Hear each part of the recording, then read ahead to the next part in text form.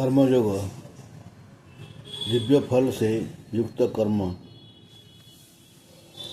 भले ही हम इन बुराइयों तथा पाप फलों के प्रति अनेकानेक सावधानियां क्यों न बरतें, फिर भी सामान्य व्यवहारों तथा व्यापारों में हमें अनेक पाप करने पड़ते हैं। उदाहरणार्थ, व्यापारिक लेन देन में झूठ बोलना आवश्यक तथा अपरिहार्य हो जाता है। वकीलों के पेशे में तो न जाने कितना झूठ बोलना पड़ता है। वकीलों को अपने फंसे हुए वकीलों को मुक्त कराने के लिए कानून की किसी भी धारा को ढूंढने हेतु सभी प्रकार का कपट करना पड़ता है। यही नहीं, अन्य पेशों के लोगों तथा उन्हें जो दूसरों के यहाँ नौकरी करते हैं, इसी तरह का कार्य करना पड़ता है।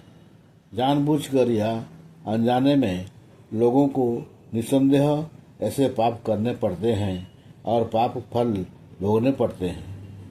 यद्यपि हम किसी प्रकार का पाप करने से अपने को बचाने के लिए सारी सावधानियां बरतते हैं और वैष्णव अर्थात विष्णु के भक्त तो ऐसी सावधानियां बरतते ही हैं, फिर भी हम अपने अति सामान्य कार्यों के दौरान यथा एक स्थान से दूसरे स्थान को जाते समय कई चींटियां तथा अन्य कीड़ों को मारते हैं।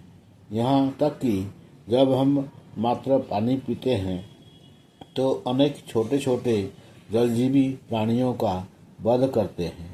इसी तरह हम अपना घर साफ करते समय, भोजन करते या सोते समय भी अनेक जीवों का वध कर देते हैं।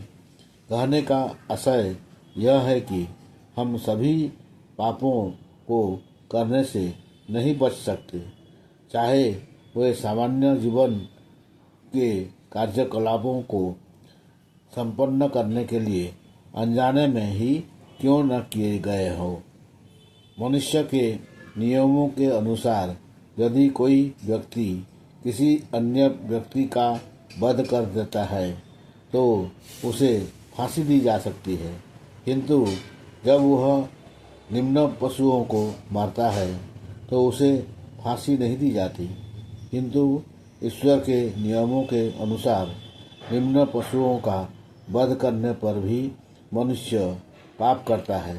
ऐसे किसी भी कार्य के लिए ईश्वर के नियमों द्वारा हम दंडित किए जाते हैं। जो लोग ईश्वर के नियमों या उनके अस्तित्व में विश्वास नहीं करते, वे ऐसे पाप करते रह सकते हैं और ऐसे पापों के करने के लिए भले ही उन्हें असंख्य कष्ट मिलें, किंतु वे होश में नहीं आते, परंतु इससे ईश्वर के अस्तित्व या उनके शाश्वत नियमों पर कोई प्रभाव नहीं पड़ता।